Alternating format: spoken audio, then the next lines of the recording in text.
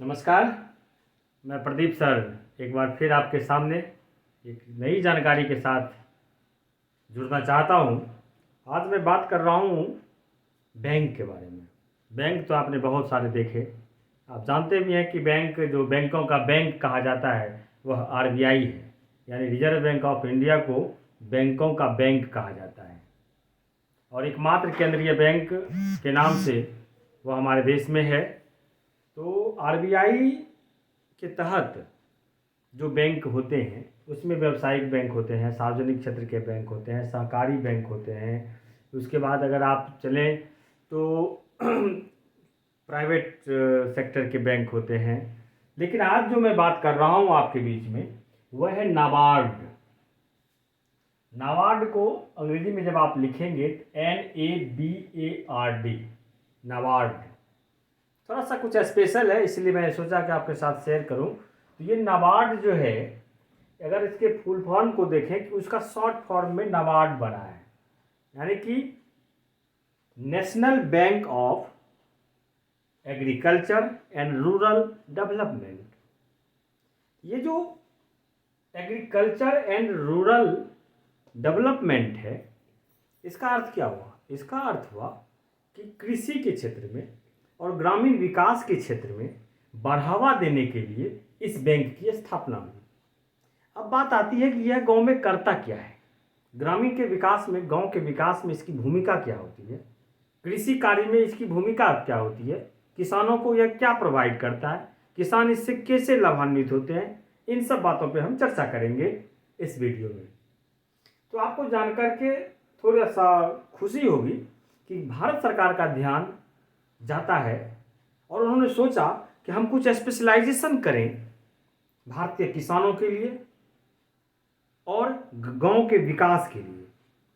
तो इस स्पेसिफिकेशन के लिए उनको एक समिति एडवाइस किया गया था, जिनका नाम था बी शिवरामन समिति।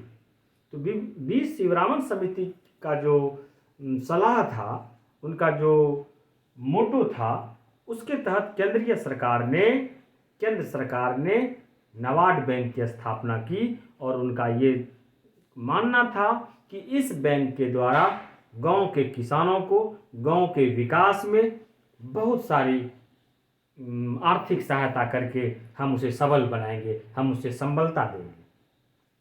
क्योंकि भारत गांव का देश है। जब गांव के किसान मजबूत होंगे, गांव के लोग मजबूत होंगे, तो निश्चित रूप से हमारा भारत भी आर्थिक क्षेत्र में मजबूत होगा। क्योंकि इतिहास साक्षी है, हम कभी आर्थिक क्षेत्र में सोने की चिड़िया कहे जाते थे, राजनीतिक क्षेत्र में हम विश्व गुरु रहे हैं। तो इन सब बावजूद को देखते हुए सरकार के मन में कभी कभी ऐसी बातें आती है जो कि गांव का सेवा, देश का सेवा, गांव के निचले तबके का सेवा हो सके। उसके बाद जो है, नाबार्ड के बारे में आपको एक और चीज़ जान लेनी होगी।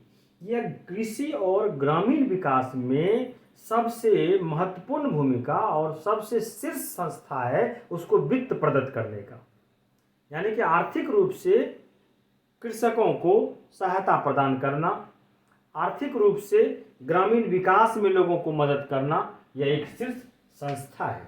संस्था मतलब इंस्टीट्यूट, संस्था मतलब संगठन, और इसका मुख्यालय मुंबई में भी है, मुंबई माया नगरी। और एक चीज़ इस नाबार्ड के तहत आपको जानना चाहिए कि किसान क्रेडिट कार्ड जो आज आप लोग देखते हैं, तो किसान क्रेडिट कार्ड की स्थापना नाबार्ड ने ही की थी 1998 ईस्वी में। 1998 ईस्वी में उस समय तत्कालीन जो वित्त मंत्री थे यशवंत सिन्हा, उनके कार्यकाल में किसान क्रेडिट कार्ड की स्थापना हुई।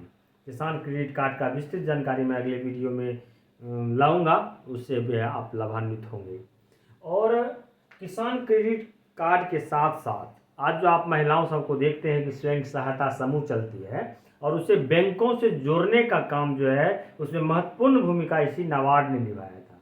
आज आप देखते हैं कि जो मंडली होती है स्वयं सहायता समूह का, वो सबका बैंक में अकाउंट होता है, मतलब उस अकाउंट को संचालित किया जाता है स्वयं सहायता समूह को। तो बैंकों से जोड़ने का काम भी नाबार्ड ने ही किया था। तो इस तरह से जो है इस और स्थापना 12 जुलाई 1982 को हुआ था। और क्यों हुआ था? क्योंकि कृषि एवं ग्रामीण विकास की मजबूती के लिए, इनके विकास के लिए नाबार्ड की स्थापना हुई थी। तो कैसा लगा नाबार्ड के बारे में जानकारी? और भी विस्तृत जानकारी इसका आप प्राप्त करें और अपने ज्ञान का संवर्धन करें, और साथ ही आपसे वही स्नेह मांगूंगा जो मैं हर वीडियो में आपसे मांगता हूं कि कृपया इसे पसंद करें और अपने मित्रों के साथ शेयर करें। धन्यवाद।